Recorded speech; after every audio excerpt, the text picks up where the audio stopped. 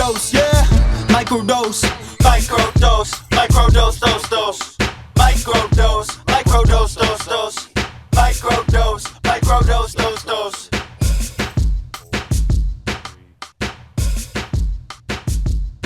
What's good, y'all? Kush Hayes here, coming to you. Special edition, just, the week before I go out to the Phantom Zone. What is that? Well, we can't really talk about it, but it means we won't be around and we won't be in civilization for a few weeks here. So we were just looking at the calendar. We're seeing a lot of stuff on the horizon.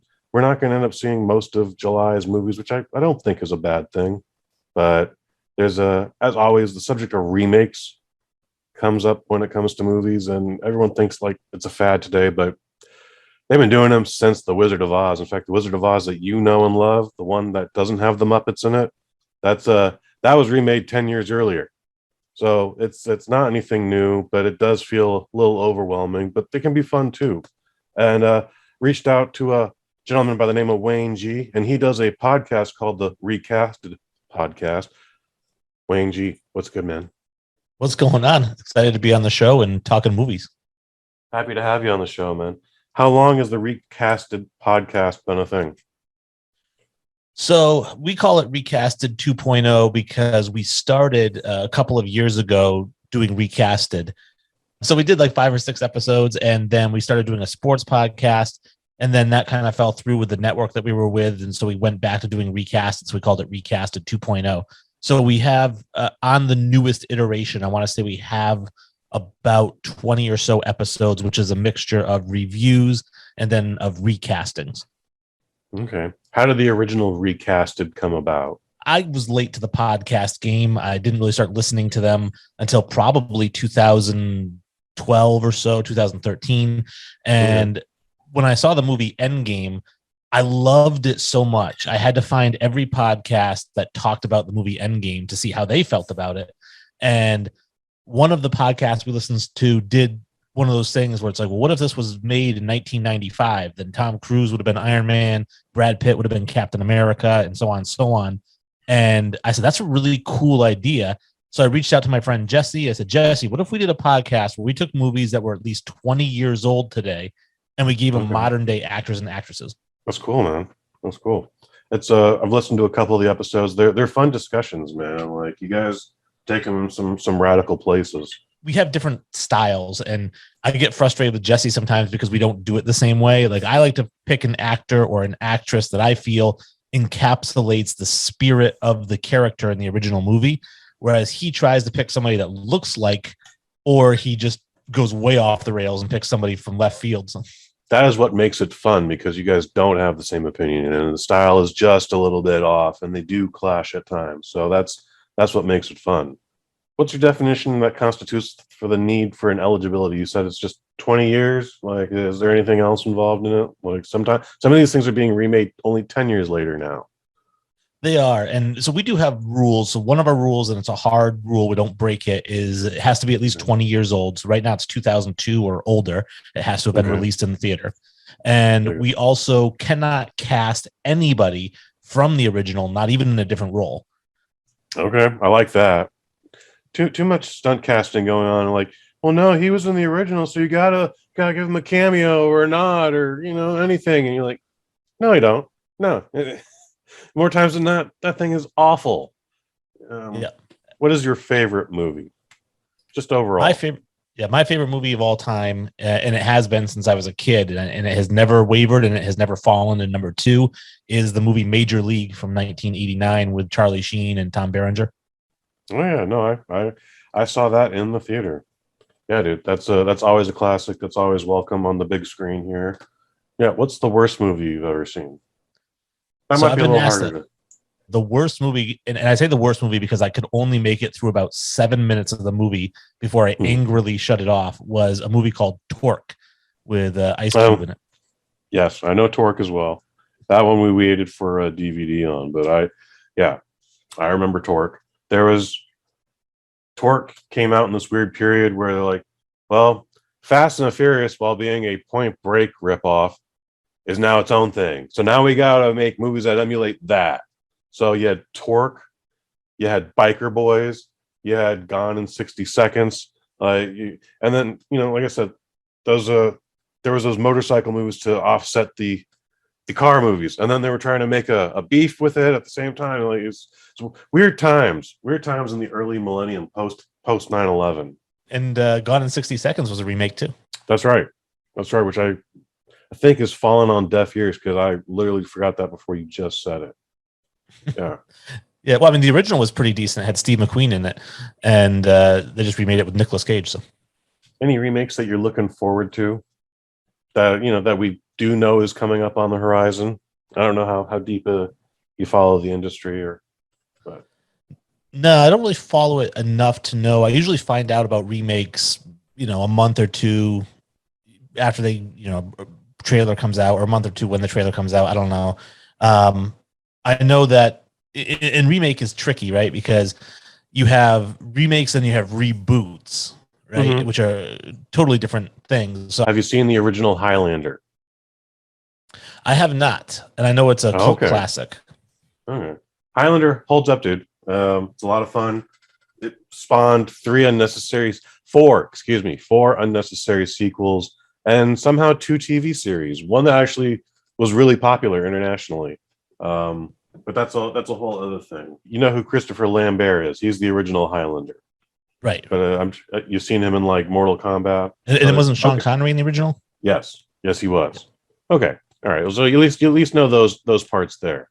Well, Henry Cavill is apparently remaking the Highlander, and I gotta say, I'm actually kind of excited about that. Like, I think he would make a good movie. Like, he's supposed to be like behind it getting made, all that good shit. But what I don't like is that, that dude played Superman. Like, he's just all jacked up, and the point of the original Highlander is like Christopher Lambert is just like a stick. Like, he's just an everyday looking dude. He's got the 5 o'clock shadow, his hair's all messy, like he's not very tall, but he's also got a sword under his trench coat. But Henry Cavill's gonna stand out in every crowd. And I think unless he's going to play the bad guy, I'm not excited about that casting. Well, could he pull a Christian Bale and just drop 100 pounds? No. I like that dude's all muscle. I mean, maybe. That is a possibility I have not thought of, to be honest. So, but I think he's still playing Superman. I don't think he's allowed to go below like 2.25. Is he still? That's news to me, because I knew that there was talks that he wasn't going to be Superman, and they were trying to find. I mean, they talked about Michael B. Jordan could have been Superman. John Krasinski was brought up as a possible Superman, and so I thought he was completely out, because I know he did The Witcher, which is even bigger than that. But I'm not sure. Yeah, I'm not sure if he's committed to Super. I thought he was done with the whole DC universe. Yeah, man. The only thing anyone remembers from that last Mission Impossible is that scene in the bathroom where he jacked his guns. Like, no, that dude's not losing weight anytime soon, dude. That's his biggest trademark, is doing that little shoulder shuffle. But what is a movie that you would really like to see remade, whether you've covered it or not? Yeah, it's tough, because in order for it to be a good remake, in my opinion, is you have to be able to bring something new to the table, right? Where you're either enhancing the graphics of it, or you've got a really great cast, and it's going to be like, man, I know the original was good, but this cast is going to just crush this. Or it's got to be a movie that people have forgotten about, and you're reintroducing it, to a younger audience that hasn't seen the original. And so for me, it would be a movie that I actually haven't seen, and that's Casablanca. Oh, yeah. As when did that come out? 1939, maybe a little later, sure. But yeah. I would, if they did a remake of Casablanca and they had the right cast, I think I would be all in. All right. Who is? Well, like I said, I haven't seen it, so it's tough for me to figure out who would be who. But I know obviously Humphrey Bogart, I know, was the main character, and when I think of like the modern day Humphrey Bogart, I think of. I mean, he's not going to be acting anymore. I think of Bruce Willis, but he's done, right? Yeah.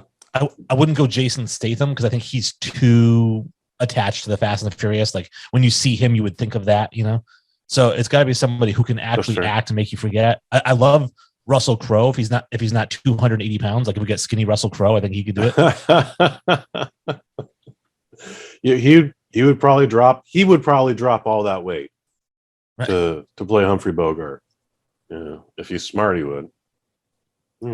Casablanca. That's a pretty good one. That's another thing I think that me and Jesse talk about when we're recasting a film is, for me, it's take the actors as they are. So, you can't get somebody and say, all right, well, this guy's going to put on 20 pounds to play the part. No, it's you get him as he is, and that's how you got to cast him. Then Russell Crowe definitely can't be Humphrey Bogart. What about John Hamm? I like that. I like John Hamm. Okay. Yeah. I think definitely want that square jawed individual. But I was going to ask you, is Humphrey Bogart in that movie, is he too much Don Draper? Like, are we going to just get Don Draper?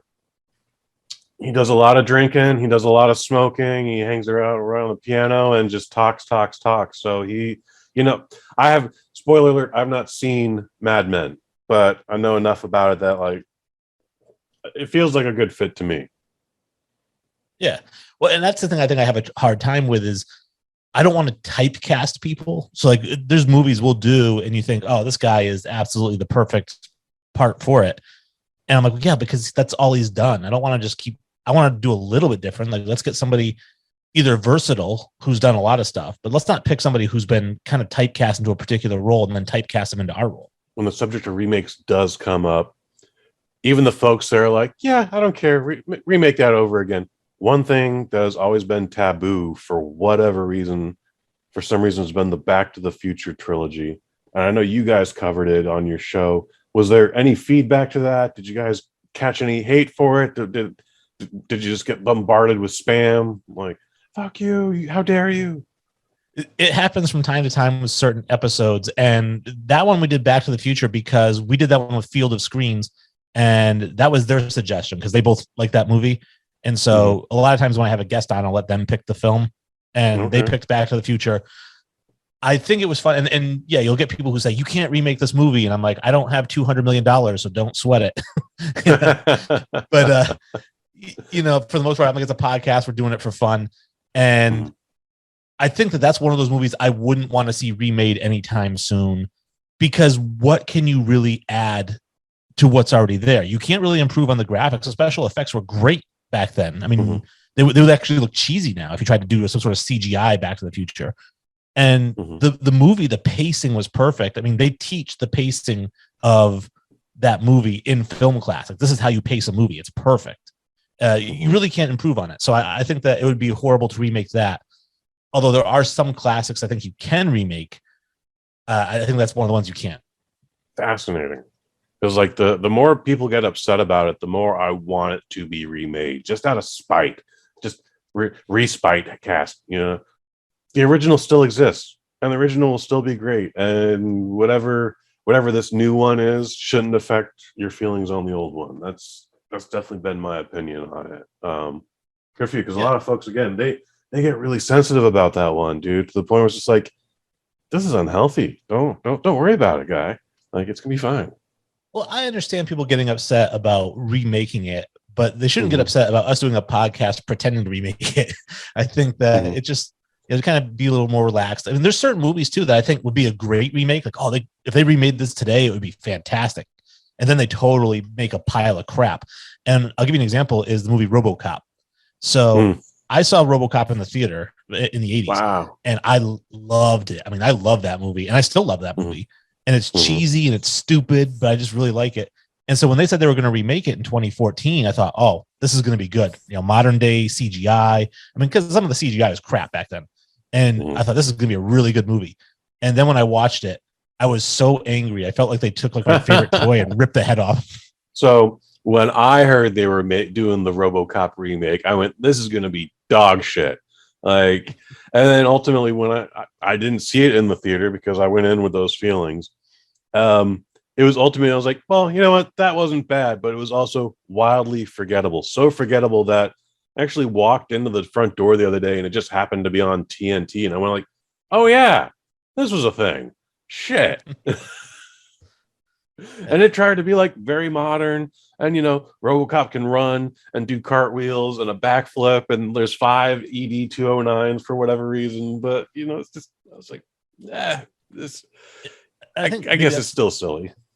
I think maybe that's the problem with it. Like you said, that I think maybe it took itself too seriously. Like it tried to make a serious RoboCop, but what made RoboCop so fun was that it didn't take itself seriously. It was very cheesy and stupid, but it was supposed to be. One thing that, whether you love it or you hate it, everyone seems to agree, like, yeah, it missed the point of the satire from the first one. Yeah, definitely, just like I said, tried to be a serious movie. They said, all right, let's make a serious. That's not what people want. If you're going to remake a fun movie, you have to make it fun. And I know there's exceptions. You can take a movie like Batman from 1989, which, by the way, I think stinks. That's a hot take. But I think you take Batman from 1989, and then you take Christopher Nolan's Batman is 10 times better. I mean, that trilogy is fantastic because he just took it to a darker place. But then you watched, and they went and they did Superman, and they tried to make Superman dark. I'm like, he's not a dark character. He's a light. He's the ray of light in the world. Like, you're ruining Superman by trying to make him a Christopher Nolan Superman. It's just a movie, but damn, that was a bad movie. There's a lot of really bad movies like that, and I feel like DC, if I was them, I would almost like sell to Disney because they know what they're doing. And I think that the problem is, you look at a movie like the Justice League, right? Superman is a better superhero than anybody in the Marvel universe. Batman is a better superhero than anybody in the Marvel universe.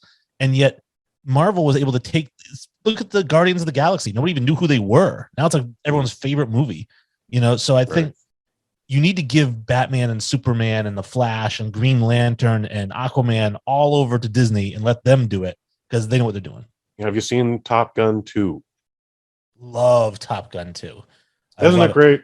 So good. And they understood. They understood the assignment, I guess, is the thing, right? Because they got it 100% right. Tom Cruise was 100% right on it. And I was skeptical. And here's the thing about Tom Cruise. He's my favorite actor. And yeah, I'm skeptical going into every one of his films, and I always come out of them like, oh, that was actually pretty good. And with Top Gun, because I love the original so much, I'm like, I almost don't even want to watch this because I'm afraid of what's going to happen. And I watched it, I was like, oh, it might even be better than the original. It was so good. Is Top Gun Maverick, would it have been a better movie as a reboot or even a remake as opposed to a sequel, or did it need to be a sequel 36 years later? If Tom Cruise is going to be in it, it had to be a sequel. Obviously, you can't reboot it with him. So if they did reboot it, I don't know. I like what they did with the sequel. I like making it a sequel, and he's at the end of his tenure. I like what they did. I feel like they didn't make any mistakes with it. You could have rebooted it. I just think it would have been a lot harder because the original is so loved, and to try to do that again, and you can't do, like, Top Gun Maverick was able to take Top Gun, and basically half the movie is Top Gun and half of it's new stuff. And you couldn't do that with a reboot. You'd have to have, 125, 140 minutes of straight new material. And I don't think you could have done it. That does sound exhausting too. I keep thinking about Top Gun Maverick. Like, I was not looking forward to it going into it. When they finally said they were doing it, I was like, that's stupid. Like, it's already been 30 years at that point. But it, again, dude, exceeded expectations, had no business being decent, and yet it's great. In the category of movies with sequels with huge time gaps, why did it succeed? Where, like, Basic Instinct 2 or Wall Street 2, I keep going back to those two, but they're, Tron Legacy, not a good, beautiful looking movie, but not a good movie. By the way, directed by the same guy who did Top Gun Maverick. Well, I think the big reason is you have to look at the source material, which is, and I don't think this is a hot take, but the movie Tron, the original, sucked. Like, it's a bad movie. Like, it's a dull movie. It got by on its CGI at the time. Everyone's like, wow, this is really cool, because computers were just coming around. We saw another overhyped movie, Blade Runner's garbage, right? But basically, Tron is Blade Runner without all the fan hype. And it's just a bunch of CGI and then a couple of scenes of people actually mixed in. And so then when Tron Legacy came out, they were able to actually say, all right, we can make the CGI even better, but we're going to try to actually add a story. I'm like, how are you going to do that when the first one didn't have a story? So at least Top Gun was like taking, the core material and saying, we're just going to do this again. If you take Tron and say, we're going to do this again, that's why it failed, because Tron's a failure, but Top Gun wasn't. I think another big part of Top Gun is all the stunts, dude. Like, again, they're flying those fucking jets, dude. It's pretty incredible. And the shots they get, the angles, like, you're a film nerd, you like looking at things through a viewfinder, like, incredible shots, especially like the Cobra maneuver. Yeah, amazing stuff. Yeah, and I know that was very big for Tom Cruise. He was like, we want cameras on the planes. We're going up there, and I want videos in the cockpits, and I want it to be as real as possible. I don't want a green screen and make it look like we're flying. I want actual flight. And they did. Basically, whatever he wants, he's going to get. And it's funny because you mentioned Henry Cavill in Mission Impossible, and I watched an interview with Henry Cavill, and he was talking about acting with Tom Cruise, and he said, Tom Cruise, like, he's hanging onto the side of a plane, and he's actually hanging onto the side of a plane. Like, they should say, he's running down a building, and he's only got like a cable attached to him. Like, he's doing every single crazy death-defying stunt. And Henry Cavill was like, with me, they're like, all right, in this scene, you have to fall on a bed. I was like, stuntman. Yeah, no, Cable got legitimately bummed out because, like, they're getting ready to do that Halo drop, and Tom Cruise is like, yeah, no, you're sitting this one out, buddy. You're going to die. We can't have that happen. No, I'm Tom Cruise, but you're just Superman. Like, sit this one out, buddy. It'll be all right. We'll get you in post. I had a question for you because we were talking about remakes, and this one's kind of a would you rather. I don't know how you feel about that game. That's one of my favorite games. Please. Would you rather get a remake that you don't want from a movie that you love and it turns out to be okay? Or would you rather get a sequel that you do want, but it turns out to be crap? No, give me the remake. Give me the remake that's okay. It'd be better if it was good or even great, but yeah, give me I don't want a sequel that sucks. Ghostbusters 2 is the reason why I never wanted a Ghostbusters 3. And I tolerated the idea of girl Ghostbusters, and even that just shit the bed. So when Afterlife came around, by the way, Afterlife's full of flaws. Incredibly flawed movie. Favorite movie of the year. I went in that was like ready to hate it. Just like, fuck Afterlife. Favoriteest movie of the year. So, but yeah, no, I do not want a sequel that sucks. And oftentimes I see many movies that were great on their own, and then like, we're going to do a Paranormal Activity 2. And I went, oh, you did this with Blair Witch. Look how that turned out. Full disclosure, I love all the Paranormal Activity movies. I just haven't seen the newest one. Well, but, full disclosure, I absolutely love the original Blair Witch Project. Yeah, same here. Saw it in the theater. I was one of the, again, in the minority, people like, this movie was amazing. And folks like, didn't get to see the fucking witch. Like, you're not supposed to. It's great. And I think that the thing that ruined it, I felt like, was, a week before it hit the theaters is when it came out like, oh, these are all actors. It's because they really built it as like footage that they found, and they made this documentary. And then like a week before, it was like, oh, these are all actually actors. And then everyone was like, oh, so they went into it, I think, with different thoughts. But I think if you went into that movie thinking you were going to watch a documentary and you thought that was real, it would have blown your mind. No, I was pretty confident everyone was an actor. So I went in wanting to see it. And like, again, I didn't see it opening night, but like, it was immediate getting like that way over hype like on day 3. So I saw it on a Sunday, had to stand in line for it for a single screen theater. So again, like, it was like, you get your ticket now, and there's no reserve seating, so you better stand in line for an hour and a half for this bullshit.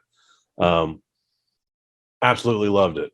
And then they tried to do the sequel, which, to be fair, they tried to make it a different movie. That probably hurt it. But then 2016, did you see the 2016 Blair Witch film? I started to watch it, and I'm not gonna lie, I have a very, very weak horror stomach. I get scared very easily. And so I watched about half that, or maybe a little more than half. And when the girl got folded in half, I was like, I can't watch the rest of this. Okay. Well, I'm still it feels like a sequel, but it's also a reboot, but it also could have just been a remake. that one Blair Witch film falls under a lot of different categories, but none of them are. It's less believable than the first one for some reason. And then they actually like they answer everyone's question. They show us the Blair Witch, and you're just like, oh, that's stupid. Why would you do that? Ah, that's incredibly DUM. I'll tell you what I hate about sequels, especially legacy sequels, and I'm glad Top Gun did not do this. They kind of did, but not really. I don't like these sequels coming out with, well, this one, the kid is taking over or something like that, because that way, if it does really well, then they've got a new, sequel trilogy, whatever. But I'll give you examples. We have our next recast is going to be Beverly Hills Cop. And I had heard that Beverly Hills Cop 4 might come out and it would be about Axel Foley's son, and I thought, why can't it just be about Axel Foley? Danny Glover was 55 in Lethal Weapon 4. Axel Foley's 50. Mm-hmm. I think that's Eddie. They've been trying to do Beverly Hills Cop 4 for like over 15 years. And in fact, at one point, it was going to just be its own TV show spun off from the movies, to the point where like there was a pilot shot. Eddie Murphy as Axel Foley was a part of it, and again handed his torch off to a Foley Jr., and it didn't get past the pilot. It might be the best decision CBS made that year. Yeah, that's a bad way to do it. Now, I happen to be in favor of the TV series versus the movie in a lot of, like, if they did a Beverly Hills Cop Netflix, like a 10 episode, 1 hour each episode, and it was all about Axel, like, I would be all in. I'd watch all 10 episodes. My friend, I think we could do another hour of this, but I got to keep this short because time is of the essence. So, Wayne G, is there anything you want to promote? Sure. Yeah. Check out Recasted 2.0. Obviously, we're anywhere you can find podcasts: iTunes, Spotify, Stitcher, Amazon Music, wherever you listen. I prefer Goodpods because they really promote indie podcasts. So if you go on Goodpods, give us a review on every episode. And if you want to interact with us on social media, we're very interactive on Twitter at Recasted Podcast and on Facebook at Recasted Podcast. And we have a public Facebook group called All Things Movies. Anyone can join, post anything you want that's pop culture related. That's what's up. I do some stuff around here. So you're already listening to the Microdose. Guess what? Just 3 days ago, we dropped the season 2 episode of Sweet Science Cinema. Me and Pro Wrestling Hall of Famer Jameel Hemphill. We're talking about Creed 2. We're on our way to the road to Creed 3. That's coming out Thanksgiving. That's going to be the season finale. We're going to fill in 11 other episodes between now and then, including a new version of the show, Squared Circle Cinema, where me and Jameel talk about what we know best, and that's pro wrestling. We'll get more into that part later. Folks, check out the Waffle Box podcast. It's the best part of Wednesdays. Me and friend of the family, Mike Fish, we talk about everything and nothing all at the same time here. But the Waffle Box pod can be found not only on YouTube, but the BosNet.family. So for Wayne G of Recasted, I've been Kush Hayes. You've been you.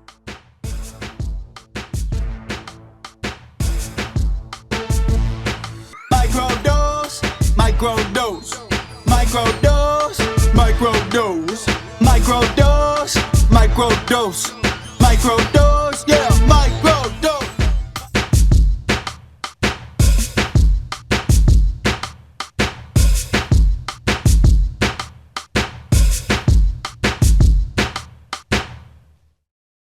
From the BosNet family. I'm Tom Cruise, but you're just Superman. Like, sit this one out, buddy.